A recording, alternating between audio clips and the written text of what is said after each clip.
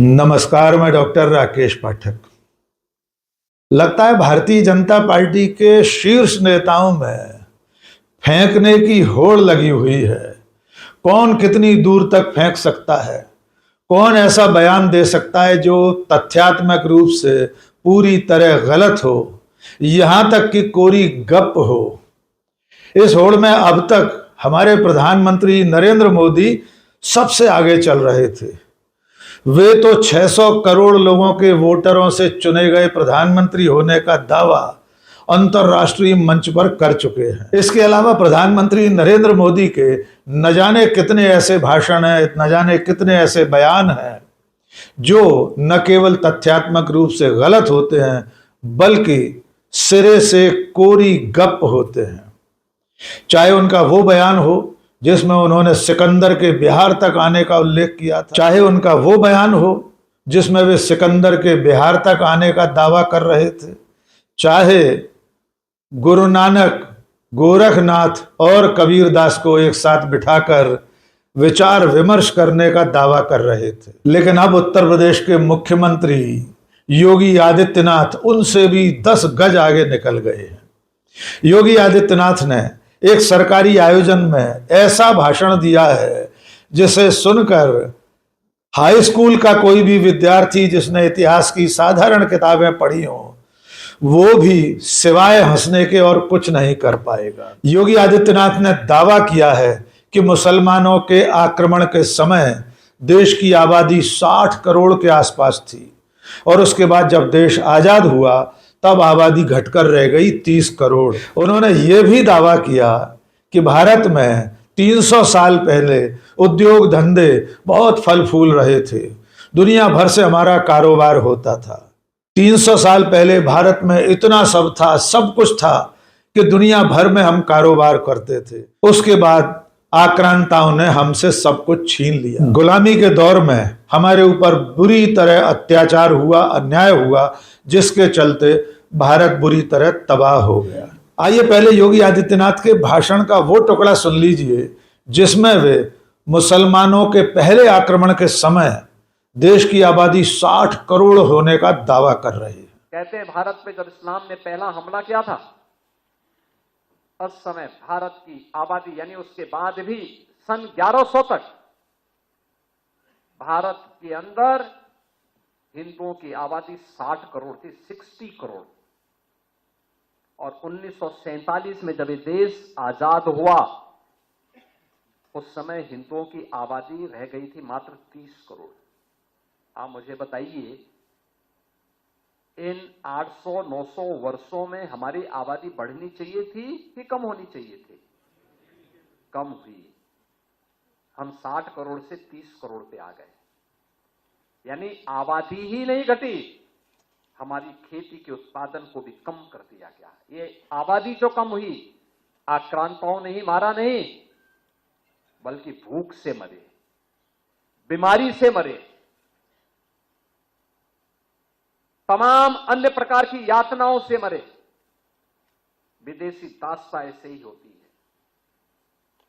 इस देश पे वही किया गया। तो आपने सुना कि योगी आदित्यनाथ कह रहे हैं कि जब भारत में मुसलमानों का पहला आक्रमण हुआ तब भारत की आबादी 60 करोड़ थी।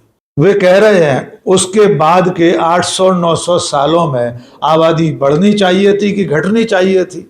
स्वाभाविक है, वे ये कह रहे हैं, वे ये दावा कर रहे हैं कि आबादी बढ़ना चाहिए थी, लेकिन उसके बाद जब देश आजाद हुआ तो आबादी घटकर रह गई 30 करोड़। योगी आदित्यनाथ के मुताबिक बाद की सदियों में 30 करोड़ लोग मारे गए और जब देश आजाद हुआ तब आबादी थी 30 करोड़। उन्होंने उसके कारण भी बताए। उन्होंने कहा विदेशी दासता के अत्याचारों के अलावा भूख से, गरीबी से और तमाम दूसरी यातनाओं के चलते 30 करोड़ भारतीय मारे गए। अब आइए योगी आदित्यनाथ के इस दावे की पड़ताल करते हैं।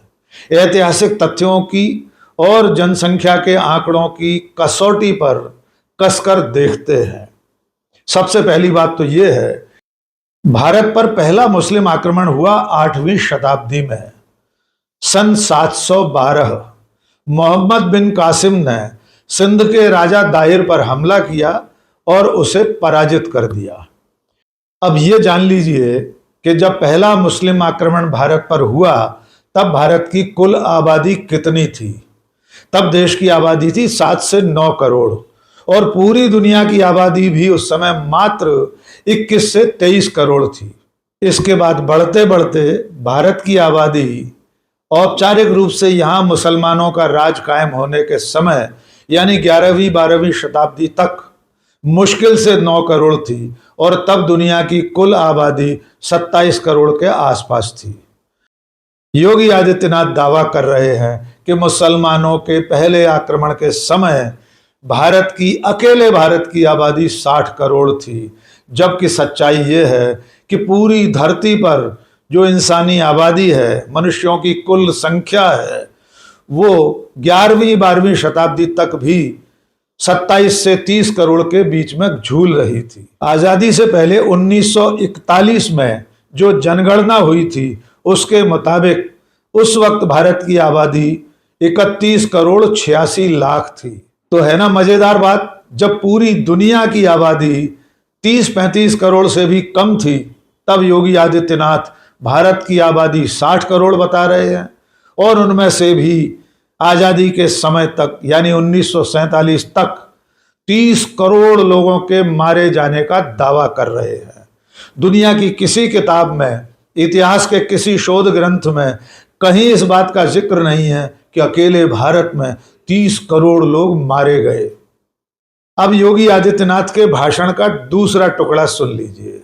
इसमें वे दावा कर रहे हैं कि आज से 300 साल पहले भारत बहुत समृद्ध था। उस वक्त भारत में उद्योग धंधे फल फूल रहे थे। वे दावा करते हैं कि उस वक्त लघु सीमांत और कुटीर उद्योगों की ऐसी बहार आई हुई थी कि भारत में सब कुछ था। भारत में इतना कुछ था कि दुनिया भर से कारोबार चलता था। आइए ये भाषण सुन लीजिए, फिर इसे भी किसी दूसरे तर्क की कसौटी पर कसेंगे। इस देश पे वही किया गया, इस देश पर अत्याचार किया गया, उसका शोषण किया गया और जिस भारत में 300 वर्ष पहले आधी से कम आबादी खेती पे निर्भर करती थी, आधी से अधिक आबादी उद्योग धंधों में लिप्त थी। बड़े उद्योग नहीं, यहां पे कल कारखाने थे, लघु सीमांत और लघु और कुटीर उद्योगों का एक जाल फैला हुआ था। ये भारत की ताकत बनती थी। भारत को उत्पादक देश के रूप में, प्रोडक्शन के रूप में भारत का बेहतरीन उत्पादन दुनिया के मार्केट में छाता था। दुनिया का व्यापारी यहां आता था, यहां से लेके जाता था, यहां से व्यापारियों का काफला अपना सामान पहुंचाता था। क्या नहीं था भारत के पास? सब कुछ तो था। लेकिन जिन लोगों ने जाति के नाम पे बांटा, क्षेत्र के नाम पे बांटा, भाषा के नाम पर बांटा, तमाम बातों के आधार पर बांटा और आज भी वे उसी विदेशी मानसिकता के साथ काम कर रहे हैं। 300 साल पहले भारत में उद्योग धंधों की बात कहकर भारत के फलने फूलने समृद्ध होने का दावा करके योगी आदित्यनाथ खुद फंस गए हैं, क्योंकि वे ये दावा करते समय भूल गए कि 300 साल पहले भारत में मुगलों का साम्राज्य कायम था। 300 साल पहले यानी मुगल साम्राज्य के समय और उसके पहले 11वीं 12वीं शताब्दी में दिल्ली सल्तनत की स्थापना के बाद गुलाम वंश, खिलजी वंश, तुगलक वंश और तमाम इन राजवंशों के कायम रहने के बाद 16वीं शताब्दी में मुगल साम्राज्य ने भारत की बागडोर संभाली थी। और अगर योगी आदित्यनाथ ये दावा कर रहे हैं कि 300 साल पहले भारत इतना समृद्ध था कि यहाँ पर कल कारखाने थे, उद्योग धंधे थे, यहाँ सब कुछ था, इतना कुछ था, तो इसका श्रेय किसे दिया जाएगा? जाहिर है फिर इसका श्रेय योगी आदित्यनाथ को मुगलों को देना पड़ेगा और मुगलों को श्रेय देने की हिम्मत योगी आदित्यनाथ और उनकी पार्टी, उनकी विचारधारा किसी तौर पर नहीं कर सकती। तो अब आप समझ गए होंगे कि उत्तर प्रदेश के मुख्यमंत्री योगी आदित्यनाथ फेंकने में गप सड़ाका करने में अपने नेता और देश के प्रधानमंत्री नरेंद्र मोदी को सीधी टक्कर दे रहे हैं और कहीं कहीं तो वे आगे निकलते दिखाई दे रहे हैं।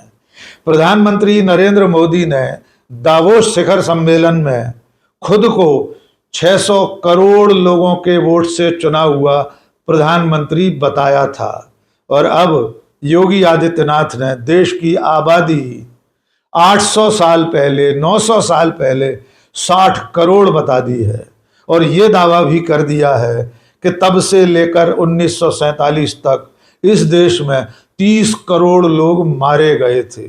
योगी आदित्यनाथ ने अपने इस भाषण में इन तमाम ऐतिहासिक आसमानी सुल्तानी तथ्यों के साथ जातिवाद का राग भी अलापा है। उनका कहना है कि इन विदेशी आक्रांताओं ने इस देश को जातियों में बांट दिया था। उनके इस बयान पर कांग्रेस के राष्ट्रीय प्रवक्ता प्रोफेसर रविकांत ने क्या कहा, आइए सुनते हैं। योगी जी के बयान से पूरी दुनिया चमत्कृत होगी और ये ज्ञान असल में विश्वगुरु वाला ज्ञान है।